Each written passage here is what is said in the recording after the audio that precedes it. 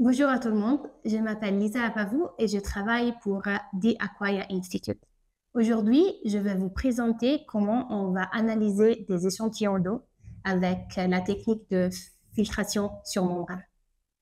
Alors, pourquoi on utilise cette technique? C'est une technique très simple qui nous permet d'analyser les échantillons d'eau en filtrant de l'eau à travers une membrane qui est poreuse, mais qui ne laisse pas passer les bactéries. Donc, nos bactéries vont rester sur la membrane et cette membrane, on va pouvoir la incuber avec de l'agar pour que les bactéries croissent et on peut le compter un par un. Alors, on peut commencer. Je vais vous expliquer qu'est-ce qu'on a sur la table et qu'est-ce qu'on va utiliser aujourd'hui. Donc, d'abord, on peut commencer par notre support de filtration, qui est celui-ci, qui est accompagné par une seringue.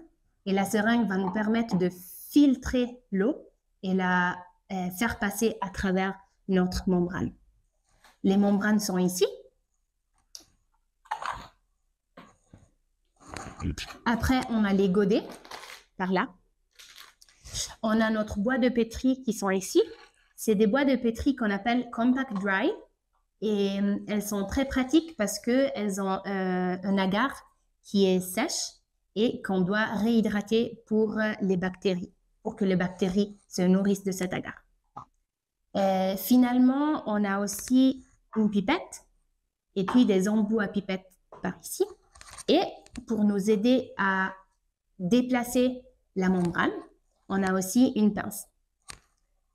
Finalement, pour faire en sorte que notre endroit et notre équipement soient stériles d'un échantillon à l'autre, on a aussi de l'éthanol dans une petite bouteille à spray et puis on a un briquet pour faire partir l'éthanol plus vite, pour l'enflammer et le faire partir plus vite.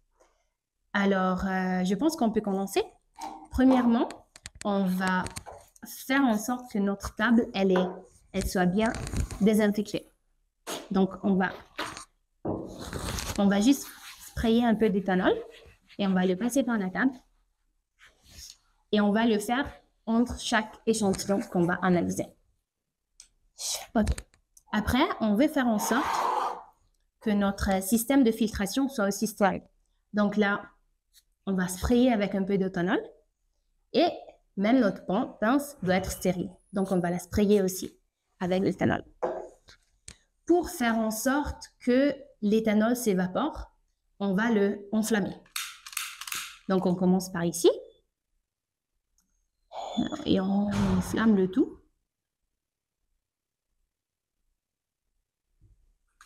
L'éthanol s'évapore assez vite, mais on veut vraiment être sûr qu'il n'y a plus d'alcool sur notre équipement pour que ça ne tue pas les bactéries. OK. Alors, quand tout ça est prêt, je vais toujours placer ma pince d'une façon qu'elle reste stérile.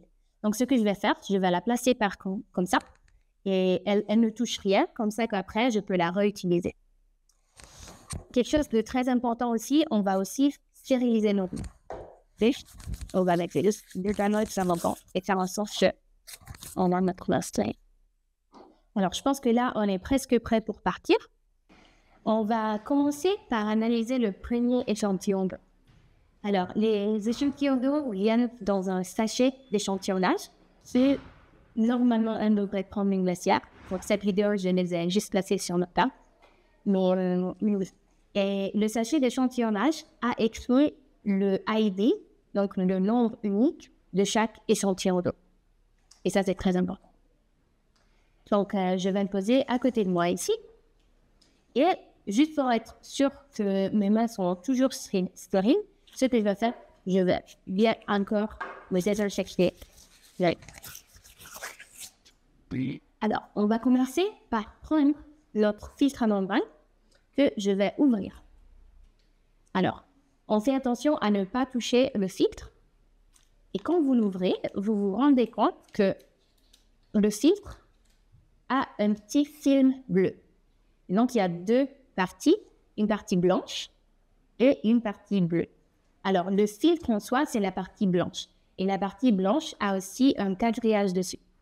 Donc, ce que je vais essayer de faire avec ma pince stérile, c'est de prendre le filtre, la partie blanche seulement. Donc, au début, ça peut être un peu dur. Et puis, je vais la prendre et je vais la poser sur mon support à filtre d'une façon qu'on voit le quadrillage. Le quadrillage, c'est très important parce que nous facilite le comptage de polluants après l'intubation des champignons. Donc ça, je peux le mettre dans la poubelle. Je vais placer ma pince toujours de la même manière, sans que qu'elle soit contaminée. Et après, ce que je vais faire, je vais prendre les godets et le placer sur leur filtre. Alors, les godets, ils sont dans ce petit sachet en plastique. Et quand on va prendre les godets, on va faire en sorte de ne pas toucher la partie intérieure du godet. Donc, je vais juste pousser un petit peu. Oui.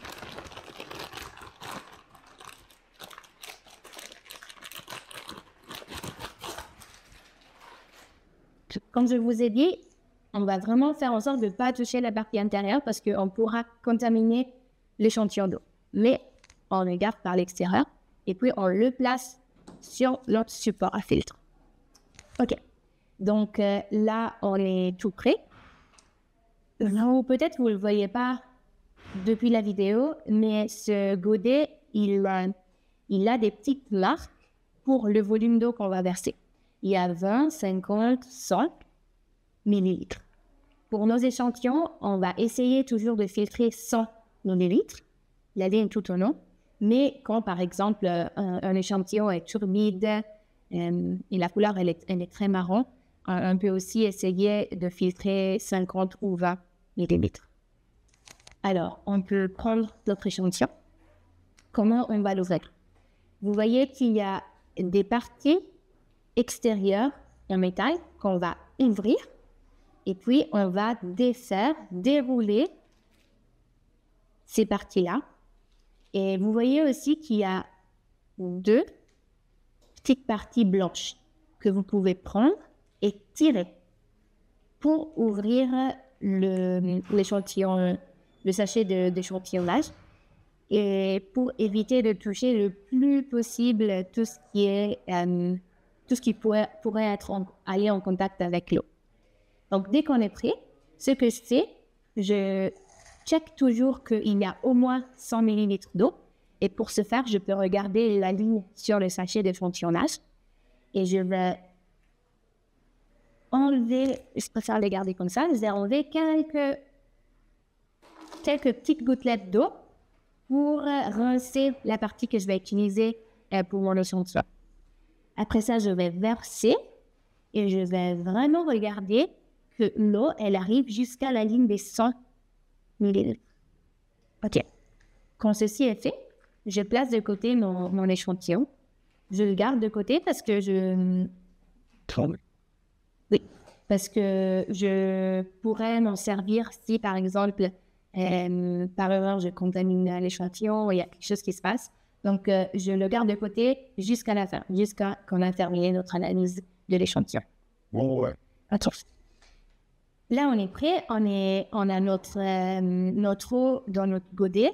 On est presque prêt pour la filtrer. Mais d'abord, ce qu'on va faire, on va réhydrater notre boîte de pétri. Comme je vous ai expliqué avant, la boîte de pétri, elle contient de l'agar. Et l'agar, c'est la nourriture qu'on va donner aux bactéries pour qu'elles puissent grandir et pour qu'on puisse les compter. Mais cet agar, cette nourriture, elle est sèche. Ce qu'on doit faire maintenant, c'est donner un peu d'eau à cette nourriture, donc la réhydrater. Comment on va faire ça? On va faire ceci en utilisant une micro-pipette et en utilisant les embouts pour la pipette. Donc, cette micro-pipette, elle a un certain volume. Donc, on va l'utiliser comme ça et on va ouvrir notre boîte. On va prendre un embout à pipette et j'imagine bien que vous savez utiliser une micro-pipette, mais on va pipeter le volume nécessaire. Quand ceci est fait, on va ouvrir délicatement notre boîte à pétri. On va verser, pipeter l'eau dans la boîte à pétri. Et vous allez voir que toute l'agar va être réhydratée et vous voyez vraiment l'eau qui part partout. Quand ceci est fait, je peux enlever ma pipette. Donc, dans la pipette, je peux commencer à filtrer mon échantillon d'eau. Pour filtrer notre échantillon d'eau, on doit faire attention au positionnement de la valve. Si elle est horizontale, c'est-à-dire que la valve est fermée, et quand on veut filtrer l'eau, on doit tourner la valve et la positionner d'une façon verticale. Alors, d'abord, ce qu'on va faire, on va prendre notre seringue et on va la placer dans l'embout à seringue. Comme ça, on pousse un petit peu. Et là, c'est le moment d'ouvrir notre valve. On doit créer une pression pour aspirer l'eau. Et pour faire ceci, on va utiliser notre seringue. Alors, on va tirer la seringue et comme vous voyez, dans l'eau, le volume d'eau va diminuer et on voit que la seringue, elle se remplit peu à peu d'eau. Donc, on tire et on fait en sorte que on continue à tirer et on ne relâche pas ma main droite.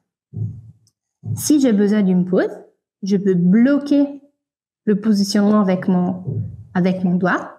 Je peux fermer la valve et puis je peux prendre ma seringue et jeter l'eau que j'ai aspirée. Et donc, en faisant ceci, on peut reprendre, on peut repousser notre piston à seringue jusqu'à la fin. On peut remettre la seringue dans le support. On peut ouvrir le valve, comme ça que l'eau peut passer. Et puis, on tire de nouveau. Et vous voyez que l'eau, gentiment, elle descend. Et on continue jusqu'à que ici, on ne voit plus de l'eau. Donc, je dirais que là, on est bien. On ferme. On prend notre seringue et on jette l'eau qu'on vient d'aspirer. Alors, en ce moment, on n'a plus de l'eau dans notre godet. Et ce qu'on va faire, on va l'enlever. Donc, vous pouvez le prendre de côté, l'enlever. On va le jeter et on va s'aider avec notre pince qui est toujours stérile parce qu'on l'a laissé à un endroit stérile. On va prendre notre membrane à filtre avec notre pince et on va le poser dans notre boîte à pétri. Donc, quand vous le posez dans la boîte à pétri, vous faites attention à juste l'ouvrir et puis à la refermer juste après. Donc, on fait en sorte que tout le filtre touche l'agar et puis on ferme. OK. Donc, on peut reposer notre pince ici. Et très important, on ne doit pas oublier de écrire le numéro unique de l'échantillon. Dans ce cas-là, ça va être AQ 1503 LA1. Et ce numéro unique, vous le trouvez sur le sachet d'échantillonnage. Donc, on va vraiment faire attention qu'on écrit le numéro de l'échantillon sur chaque boîte de pétri pour qu'après, on puisse reconnaître chaque boîte de pétri. Ceci fait, on a terminé avec notre premier échantillon et on va le mettre dans l'incubateur. Et comment on va le placer dans l'incubateur? On va faire en sorte qu'il va se positionner comme ça, à l'envers, pour que s'il y a de l'eau qui évapore, elle ne reste pas sur la partie supérieure de la boîte et ces petites gouttelettes peuvent tomber sur le filtre et peuvent rendre difficile le comptage de bactéries. Donc, comme je vous ai dit, on va le retourner et puis on va le mettre dans l'incubateur. Oui. Et ça. Okay.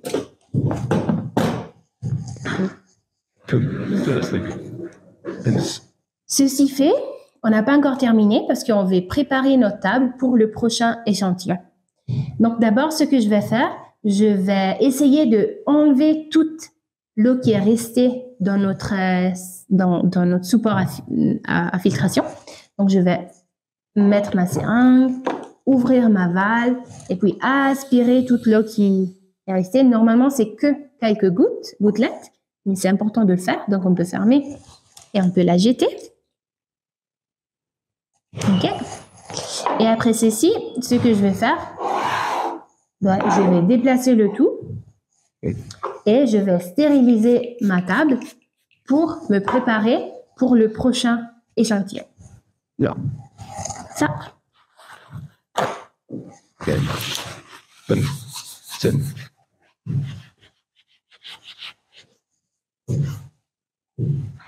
Ceci était une tutoriel pour analyser les échantillons d'eau en utilisant la technique de filtration par membrane. Je vous ai expliqué comment on analyse un échantillon d'eau, mais vous pouvez suivre les mêmes instructions pour les prochains échantillons. Et merci beaucoup pour votre attention.